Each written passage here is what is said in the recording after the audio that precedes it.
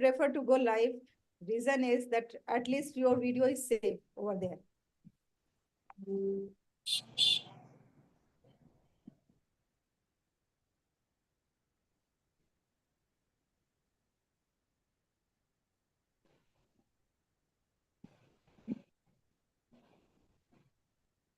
Being a school head, there are so many responsibilities here now.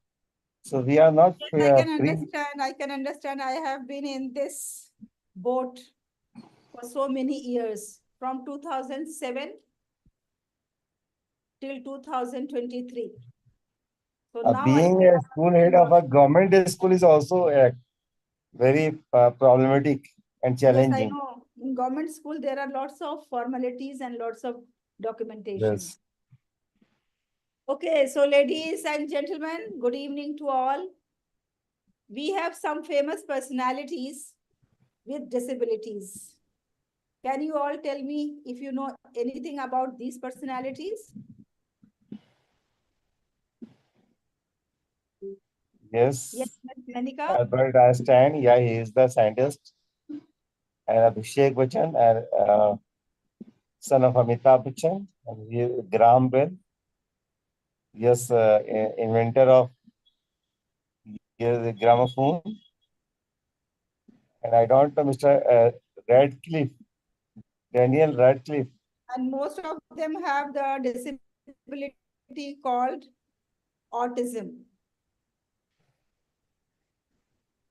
So before we go into the details of these personality and their disabilities, let's have a look on a myth. The myth is that inclusive education lowers academic standard and negatively impacts learning outcome. Like most of the people, they think that if you are including the disabled children in the same normal class, so it's going to lower the standard of the other normal children. This is really a great myth. The research has shown that inclusive education leads to improved academic performance for all students, including those with disabilities. And it also fosters a supportive learning environment where diverse learning needs are addressed effectively, leading to higher achievement levels across the board. Do you all agree with this? Or you have second opinion about this? Agreed. Rightly said. Yes. So let me tell you the story of a school. In 2017, I got the opportunity to visit Australia. There were 29 principals from different parts of India and plus from Gulf. And we all went to visit Australia, and not the entire Australia, because, you know, Australia is such a huge country, but one part of Australia that is called like Queensland, and we went to Brisbane. And there in our itinerary, it was, we had to have interaction with the Ministry of Education of Brisbane, and they have like taken lots of sessions, just giving us an insight that how is their school education system and what are their priorities. So it was really an eye-opener for us. We saw so many divergence and so many varieties of school. It was not like one school following the other school, or all the schools are following the same patterns. So they have exclusive schools. Like when we visited one vocational school, so it was exclusively only for the students, those who have the aim of becoming like a plumber or electrician or maybe artist or maybe the laundry person or maybe the cook or the chef or this type of work. So that was vocational school, and their laboratories were so huge. Like when we went into the area of home science lab, so there were like 50 gas stoves were there. Like 50 students can cook at one time and learn how to cook. Then when we went to the laundry area, there we found that there were 100 washing machines all together, and students were learning how to do the laundry. And likewise, when we went to the, when they work with the iron, and we went to the carpentry where they were cutting the woods and making the things, furnitures. So that was also quite huge. So their education system is like through practical sessions. So that is the example of a vocational school that we visited. One very, very unique thing that I have seen over there and we visited that school was that there was a school called Center of Sensitivity. So in the Center of Sensitivity, there was a formal school, like as we have the normal school where academics were going on. And but in that school, they have 50% special children and 50% the children, those who are not special. And both the children are kept in the same class together. And the normal children are being taught so nicely that these are the special children and how they have to take care of themselves and special care of those who are their friends. And they were made like buddies. One disabled child with one normal child as buddy, like he is your buddy. And those children are taught so uh, sensitively that they have lots of empathy with those children. So this was the classroom environment where they used to sit together, work together, enjoy together, eat together, learn together. Then there was a huge area that was like, we can say that workstation area. So in that workstation area, they have created certain environment where when you go, you feel like disabled. Like suppose there was a zigzag passage with the black walls and it is a very dark room and you will be left there in that dark room. Through that zigzag you have to pass and go to the other door and you have to go out. Like you have to cross the room through that zigzag and it is very dark, all black. So how when the children go inside that and when they feel like they have to touch the walls and then they have to move carefully and then sometimes they feel like scared because there is all darkness. And when they come out, it takes like I think 2.5 minutes to cross that passage. And when they come out, they really experience the how the people, those who are visually impaired, how do they feel. So it was a real life experience given to them. And then they naturally, they are sensitized towards those children, those who are visually impaired. Likewise, there is an area where they have kept the wheelchairs, like when you sit in the wheelchair, how you move the wheelchair and how you feel when you are sitting in the wheelchair and move. So same feeling they can imagine when a person who has genuine problem and sitting in the wheelchair, he was going through to those emotions. Then there was like balancing thing. Like suppose some people, they have one limb large and one limb small. Sometimes they have problems in the legs. So how do they balance themselves? So this type of things were there. And in that sensitivity center, even the children with chronic disease, like a child who used to take every hour medicine, was also admitted in that school and he was also studying there. And there were a special staff to take care of that child and give him the medicine after each hour. Then there was a child who was not able to even sit in the toilet, you know. So from the classroom, he was brought to the toilet and there was, we can say, mechanical machine was there where the child used to sit and it was like a type of robot. So that the robot used to take him. The teacher have like fixed the child there in that seat and that robot will take the child and make him sit in the toilet seat while the child is still holding the robot's handles. And then the child used to uh, free himself. So these type of arrangements were there and it was really an eye opener. We have never seen anywhere in the world. Maybe there may be some more countries who are taking so much special care of their special children, but in Australia, that center was really something that still it is in my mind after, although 2017 means how many years passed. But still I feel like I am visualizing that center. I am looking at that center as if that I have seen just yesterday. And there was a teacher who was from Punjab, India. So it was additional benefit for us because she used to explain everything, even in Hindi also. And she said that getting inspired by that sensitivity center, she has asked the Punjab government also to make similar type of center in I think Jalandhar or Ludhiana somewhere. I don't remember the place, but in Punjab. And now I don't know whether they developed that thing or not. But she told us that she has already spoken to them and they are agreeing. And they said that yes, they are going to create that type of center. So if you get any chance to visit to Australia, and my prayer and wishes are with you all, because there are many companies, they organize the educational trips to different countries. So if you can save some money, and then if you can go to them, they always have very reasonable amount. They charge very reasonable amount for the stay and for the visit and all those things. And it is worth watching the schools all over the world. How are they working? So it was really something great that I wanted to share with you all. So what exactly is inclusive education? Yes, Akhila, what is your understanding of inclusive education?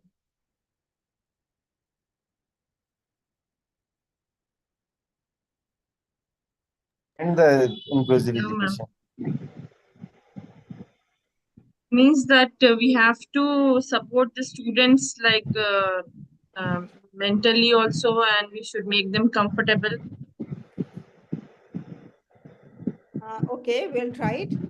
Because, when you look at the word itself, inclusive means that includes education, that includes all the students, regardless of their differences, whether those differences are on the basis of their physical strength, mental strength, their background, their culture, their learning potential.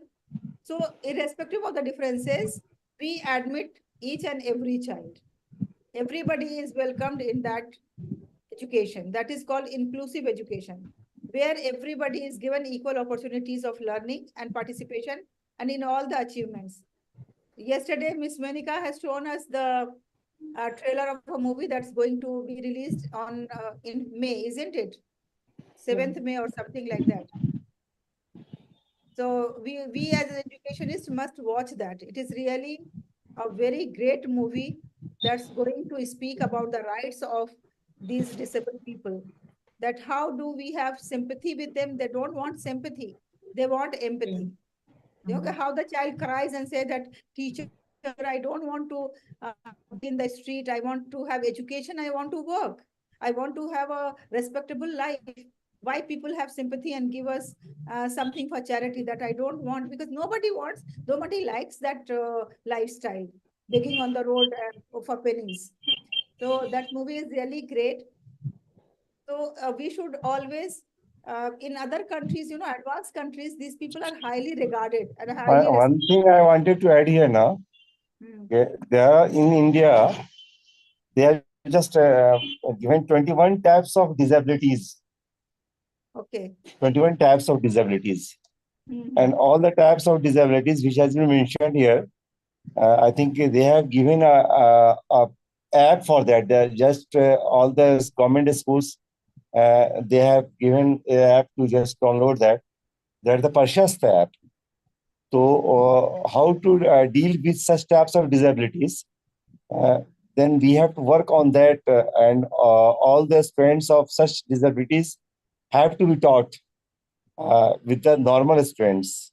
We say that children with special needs, so 21 types of special child are in India. They have just a checklist. I think there are 60 questions for that. And so in our schools, we have also such types of checklist also. So, and yes, Mr. Jas, you are right. If you look at those children, because when I was doing my B.Ed in Delhi University, there were 2 visually impaired students, okay? And the normal students were like very careless, only doing halla gulla hangama and shor sharaba and activities and cultural and this and that. But those 2 were so sincere, so sincere. They used to have a small yes, tape recorder. So exactly. they used to record all the lectures, and at home they used to write the notes of all the lectures.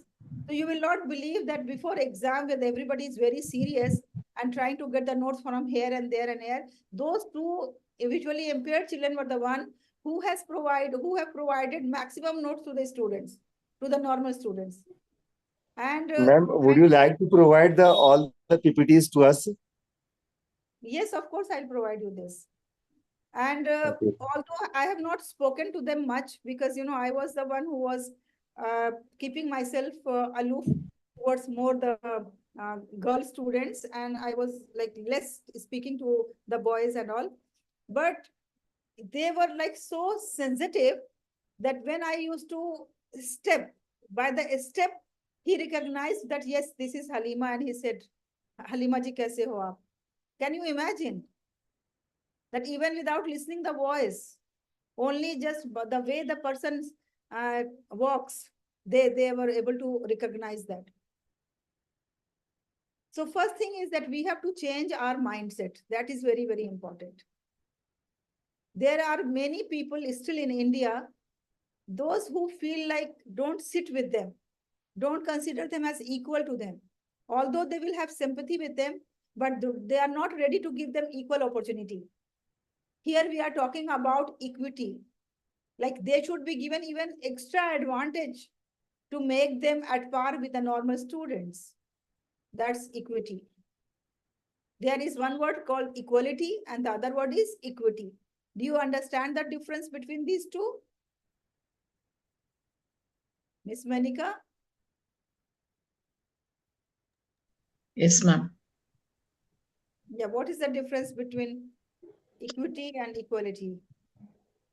Equality is, for example, we provide the education, the same sort of education to all the students without considering their differences. One That thing is I want to equal. say here. Before Yes, going to Salah, I want to say something. Equity means to provide equal opportunities to all the students. If we are providing the equal opportunities, then it is called equity. And equality means all the persons, all the students are given the same thing. You can say there's the equality. I will here tell you, thank you very much, both of you, for sharing. When I was in my B.Ed, my teacher has taught me this equality and equity with an activity. So that day she brought a cake, okay? And then she asked us to stand near the table and she took us into the ground. And there she was having a knife. And then she said, okay, I think there were 34 students in the class. So she said that how many of you have not taken the breakfast, make separate line. How many of you have taken the breakfast, make separate line. So we all stood like that. Then she said that if I'm going to cut the cake in the equal parts and give to everyone, so this is called equality, that everybody is given the same piece of cake. But if I'm considering those people who are hungry more because they have not taken the breakfast, if I'm Nice giving, example. yes, if Nice I'm giving example. them extra cake to them because they are hungry, so that is equity. So in this way, when we are talking about equity, it means that if the child has some disability, we have to consider that and then provide him the extra for that. That is equity. It is not that everybody should direct admission in the school and everybody will be given same question paper, everybody will get same education. Then finally these children will fail because they are the special children. So for them, we have to provide the extra effort, extra guidance and extra counseling. That is equity. I hope now this is clear to you all.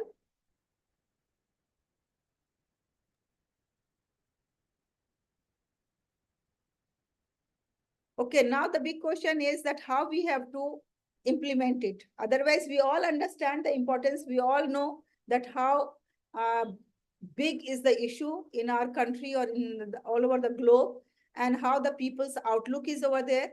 So first thing I must say before going to the teachers training, first thing I have to say that we should always have the consideration for them.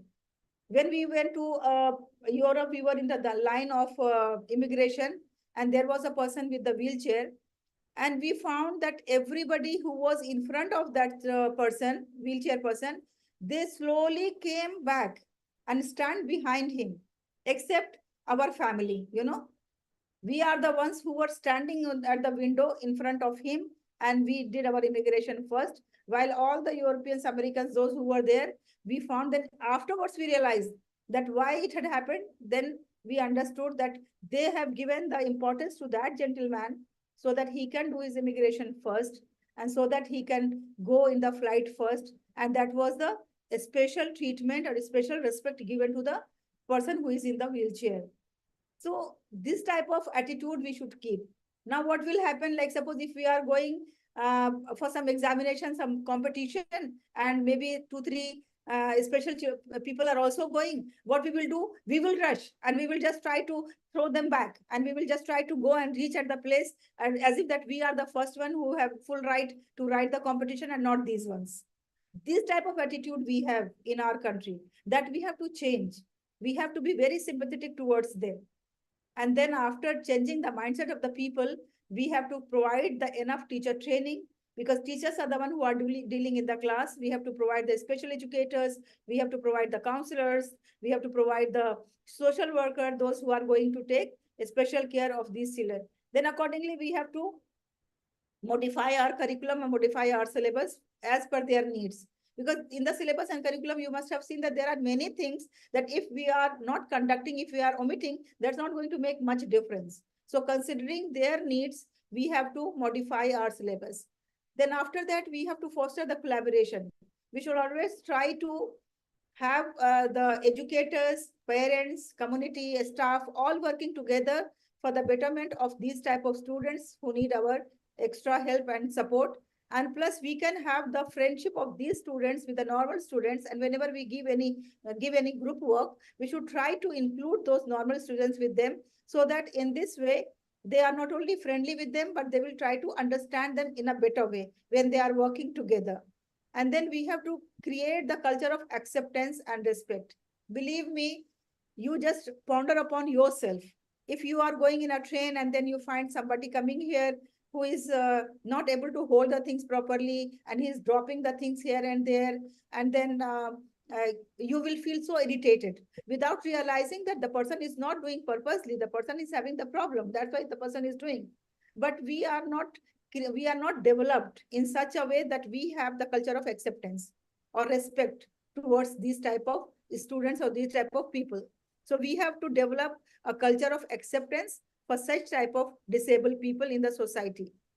Suppose if somebody gives, I remember that there was a gentleman who was working at a very high position, and then brought the proposal for one of my friend, and I said that, okay, that gentleman is so good. He's working on the high position, and he is looking for a girl. Will you be interested? So that I can just tell him. She was so angry with him because he was not disabled. But you know what was the issue? Only in one eye, he was not able to open fully. Okay, the other eye was fully open. The one eye was looking little smaller than the other eye. So only because of this much, she was so angry with me, and she got married to even the worst person, behavior-wise, attitude-wise, job-wise, everything-wise, he was the worst person, except that the person opens both the eyes fully. And the proposal that I had given was only that that person has little defect in him. So this is our society. Our society will never accept them at par with the normal people. We always have biasness in our mind. We always have prejudice in our mind. So this has to be changed, and we have to foster the culture of acceptance towards these type of students. Even the teachers also in the classes I have seen. So they will get so easily irritated with those students, and they will then again show their temper, and they will again show that, okay, why you are like this, especially when some inspection is going on, and especially when principal is on the round or some head is on the round. And if those type of children, like autistic children, you will find that they are not sitting at one place, or they are not following your instructions. Their behavior is entirely different. The teachers will be irritated, and at times they will lose their temper on the children, and they shout in the class. So instead of thinking of our own reputation in front of the heads, what we have to think is, we have to think about the development of that particular child who is in my class and who is having some issues and problems. So in this way, we are going to promote the inclusive education in our school. And as a leader, it is our responsibility to foster this type of culture, to ensure that the facilities are available, to ensure that we have a special curriculum for them, to ensure that we have the special educator. If a special educator is not available, we have to train one of the teacher who can work as a special educator. Then we must have the counselors, we must have the social workers, so that these people are going to take care of such type of children. I hope the message is very clear to you all. Yes or no? Yes, Yes,